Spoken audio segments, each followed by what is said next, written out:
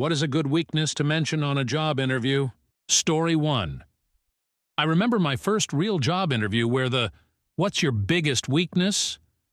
question came up, and I felt like I had been hit by a truck.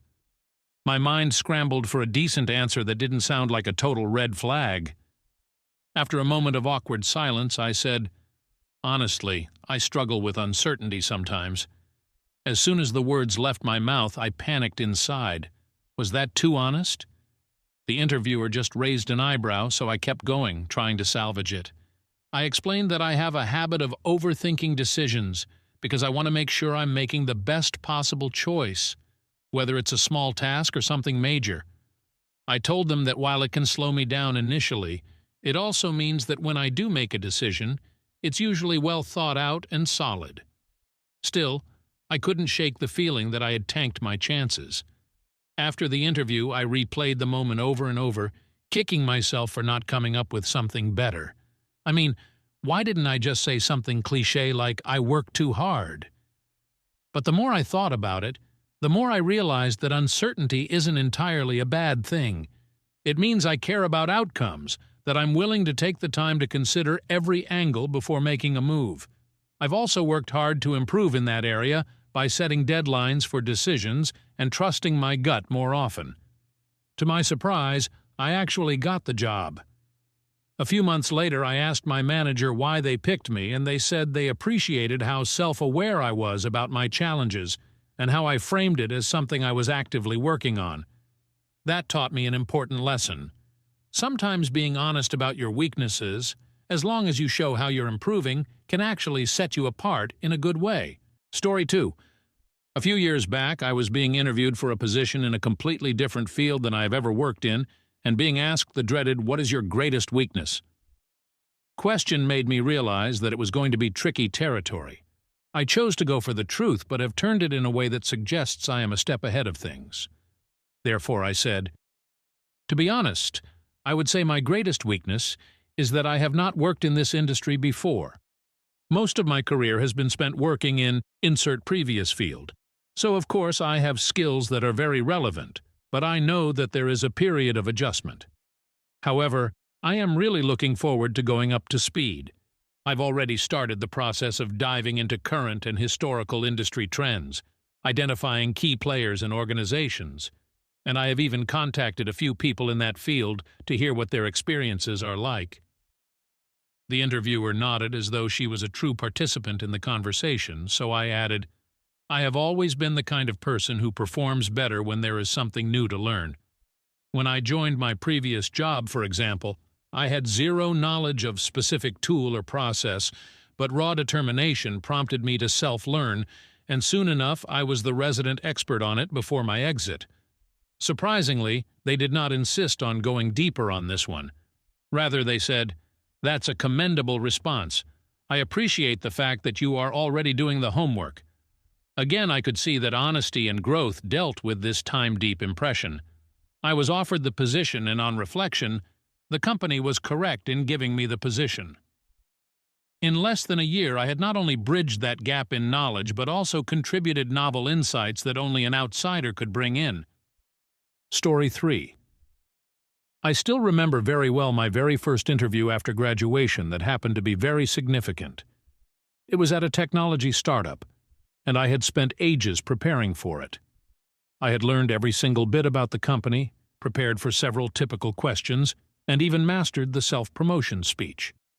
I was really ready until the interviewer straightened up in the chair and leaned back asking me, "What would you say is your greatest weakness?" Narratively, however, there is a great void. It is as if all of a sudden my brain ceased functioning. So I just remained still for a second and then quickly started searching for a reply. I had the perfect answer in mind, but I couldn't bear the silence and yelled out, "I cannot ride a unicycle." The statement hung there awkwardly, and I instantly wished I hadn't said it. He gave a puzzled expression and replied, "That was certainly unexpected."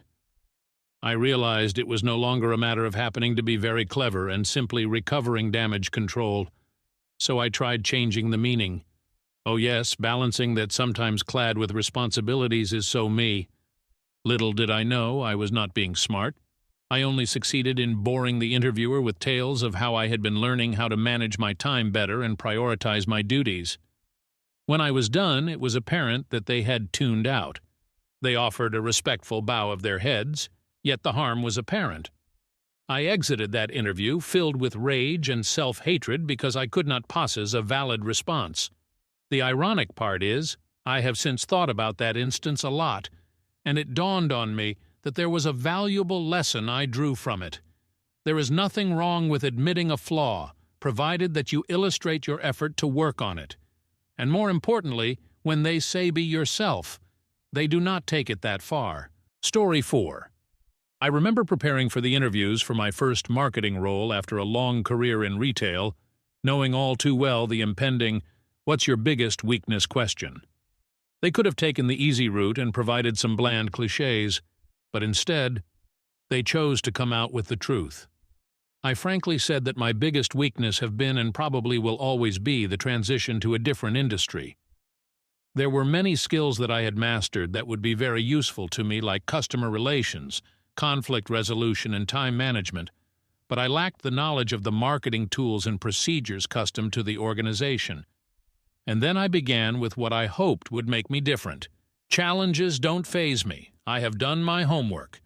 So I told them that within the last month, I was learning about the business, how to use tools such as HubSpot and Google Analytics, and in fact, took a free course in digital marketing in order to close the gaps. I did concede that it was not the same akin to actually working in the field, but I wanted to impress them that I had the will to work hard and run as soon as the job starts. The interviewer took a break, then appeared to be glad and said, "I like that.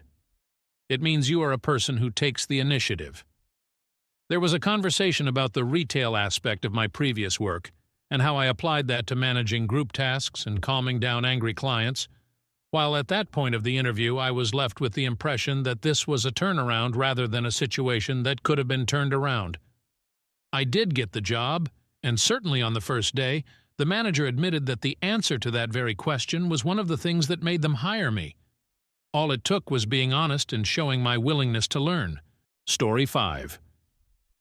Of all the questions that I faced during the interview of my current employment, the question, of course, which every applicant dreads, was when asked, "What is your greatest weakness?" I did not want to fall back to one of those cliché responses. I'm too much of a perfectionist. So I decided to tell the truth, however, going out of my way to show that the weakness had been dealt with. I told them that introductory group situations had always posed a problem for me, as I was not used to proposing any ideas in such settings. As for me, I am more of an introvert, and joining a new group often I will be quiet for some time. Not that I have nothing to offer. On the contrary, I would rather take my time to figure out the structure of the group, who does what, and how people communicate with each other. But I was honest that I know such behavior is problematic, as it tends to give an impression of me being aloof, which is far from the truth. I have also stressed the fact that I am working on it. I told them that I have begun to set myself small targets in those situations, for instance, coming up with particular ideas prior to the meeting, and ensuring that I speak up at the earliest opportunity, regardless of how trivial such a contribution is, whether it be a question or support of another speaker's point. By the time I was through with my explanation, I could make out the hiring manager was nodding, and she commented that it was commendable that I was self-aware. I even narrated an instance of my previous profession in which I had to wait for a long time to share my thought, but when I did, it proved very beneficial to the team, and I was able to execute the idea. A week later, the job offer was presented to me, and I now try to do my best to force myself out of my comfort zone earlier in new situations. Honestly, it has made a difference, and I am pleased that I have been able to confront it in the sky. Story 6. A day will never come when I fail to remember this job interview in which I professed my incompetence in interviews. I had prepared for this meeting for a couple of days, practiced the answers, sought information about the company, and so forth. However, when I stepped into the room, it felt as if a truck full of nerves had clashed into me. The interviewer had a pleasant demeanor, but then came the famous question, "What is the greatest weakness?" I froze. I could not really work out a response that did not sound like a cringe or a rehearsed line, and before I could help it, I just coughed out, "Honestly, I am seriously bad at interviews." The subsequent emptiness stretched on for the longest while. I was certain that in that moment I had obliterated my hope for success. But then came a surprise. The interviewer started laughing, not out of malice, rather out of a sincere chuckle. "Well, you're doing fine so far." And just like that, the ice was broken.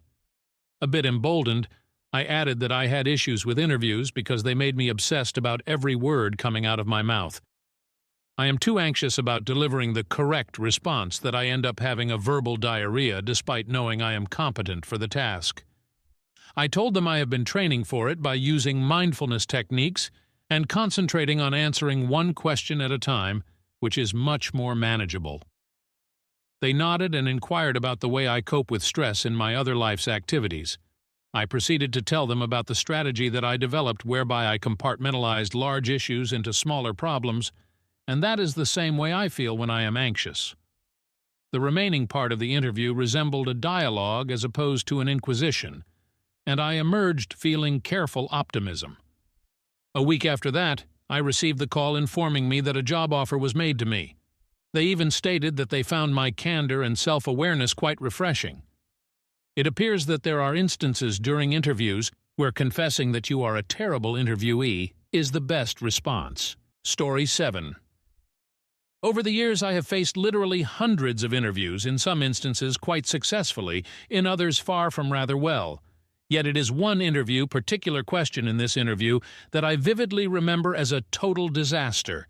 It was for a position I was generally hoping for, and so I prepared almost frantically, search engine optimized the company, rehearsed the answers, the whole kit and caboodle. When they even so much as hinted at my weakness, I have no idea what happened to my brain. But in a split second I yelled out, "I am weak to fire and sharp objects." I suddenly felt such a pause, which lasted just long enough to make my stomach drop, and instantly knew how it sounded. The interviewer lifted one eyebrow, which was a clear indication he was weighing up whether I was kidding or a total freak. I quickly bustled out an explanation. Sorry, what I am trying to say is, I always tend to do some sort of planning in order to ensure that I do not make any errors. There are times such as this when I can overdo it, quite like how I may check on things that do not require checking every so often. I suppose that is because I'm trying to cut down on, how do I put it, fires, or rather, sharp, risky situations. By now I was practically shaking with fear, but then something incredible happened. The interviewer laughed and said, "Well, it is nice to know that you are not a robot, but seriously, that is not a bad thing. There is a time and place for everything, including caution." The atmosphere lightened a little, and we even joked how some job interviews are like trying to avoid sharp objects. I walked away thinking I had quite surely ruined everything, but a week later I received a phone call with a job offer. I guess what did help is the acceptance of the blunder and the transformation of it into something constructive. Now, if someone asks me about job interviews, I say this: do not say anything, but please think before you do, or at least have the damage control pole ready. Story 8. Quite some time ago, I went for this job interview for a position I really desired, and everything was going along well for the most part, until they fished for a response to the "What's your greatest weakness?" I almost froze. All the suggestions that I'd gathered of how to turn one's weakness into strength, ideally, absent. It was difficult to speak, and after an uncomfortable silence, I think I said something along the lines of how I tend to overanalyze things. Quite honestly, that sounded to me like a lame answer, but there was nothing else I could come up with at that point in time. The interviewer did not appear entertained as well, and as a result, I began to panic, and I was talking about useless things over and over, saying, "At times I get too occupied with small details, however. I've been learning how to prioritize and rely more on my team. It wasn't a total fabrication. I do tend to fixate on the finer points, but it was not the graceful, elegant, and eloquent image of the answer that I had hoped to deliver." I exited the room after the interview, terrified I had failed. Toward my astonishment, however, they phoned me a week after and mentioned that they liked how I was honest show. Weirdly, actual response, even if rather clumsy in its execution, really was more appreciated than some boring or nasty prepared trash. That said, in the last couple of years, I ensured to think of an honest but well-thought-out answer in response to this question, like about how I have been able to learn how to delegate more or manage my perfectionism. Now, instead of looking forward to the weakness question with dread, I look at it as an opportunity to demonstrate how I have improved. Story 9. I remember how challenging it was to deal with the biggest weakness question when answering an interview about a marketing position. It is one of those questions that is expected but unfortunately catches everyone off guard regardless of how one is prepared. I figured I would just be honest and mention something that had been a drawback for me all my life: my handwriting. There was no exaggeration in that regard. If you saw it, you'd think a blindfolded child with poor motor skills was writing in the midst of an earthquake. Which made people laugh, but I made sure how I've coped with it over the years. I admitted to being dependent on software for these purposes: typed notes, online communication, sharing of files, and even speaking to the computer to get my thoughts organized clearly. This disability, I also indicated, enhanced my organizational and teamwork skills, because I had to learn how to use communication aids in order to get my messages across as intended. The interviewer laughed and told me it's all right. Typing legibly is sufficient. In the final offer, the employment was extended to me, and interestingly, the running joke is about my handwriting. When anyone finds an old sticky note written by me, they act as if they have discovered an archaeological relic. It is sad, but at the same time it indicates that even the worst of defects can be turned into assets. Well, at least managed if one knows how to go about it. Story 10. I was practicing for a marketing job interview when I admitted that one of my weaknesses is that I find it very difficult to say no. What I meant was that I am one of those people who always tries to do more than they can because of their passion for service and devotion to the cause. I explained to the interviewer that this is because of a desire to prove one's worth and the fear of disappointing people. But it is a double-edged sword in that sometimes it makes me overcommit. I recounted an experience from a previous job where my team was already on a tight fix towards the end of a major campaign. A colleague from another department beckoned me and asked whether I could spare some time to work on a different project. I agreed, confident that I could manage, but the additional work meant late nights and the loss of personal hours if all was to be achieved. In the end, both projects were completed to satisfaction, and I even acquired some more knowledge in the process of rendering the assistance. However, it was quite a high-strain situation, and I came to terms with the fact that I needed to work on achieving balance. I informed the interviewer that I have been working on myself, and ever since I have been being selfish in a positive way, focusing on my own work first, and saying no more often before I commit myself to doing additional work.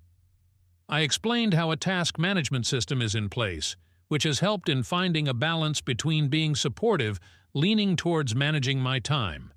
The interviewer actually looked impressed by this level of awareness, and even made a light comment that they would prefer having someone who is sometimes overselling their capabilities to one who does not want to be involved at all.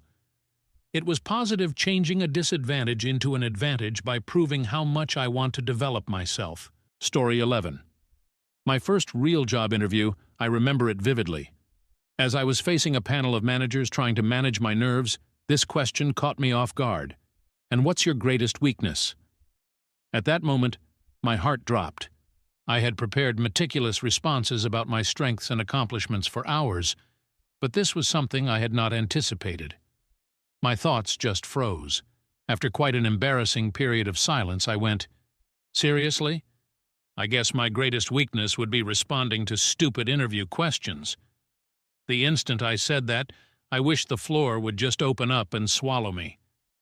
There was an awkward silence in the room, and I thought to myself that I had completely blown my chances at that job. One of the managers, however, managed to suppress a laugh, and soon enough the rest followed. I was so surprised that I kept gaping at them until the head manager said, "That's actually not a bad answer. At least you're honest.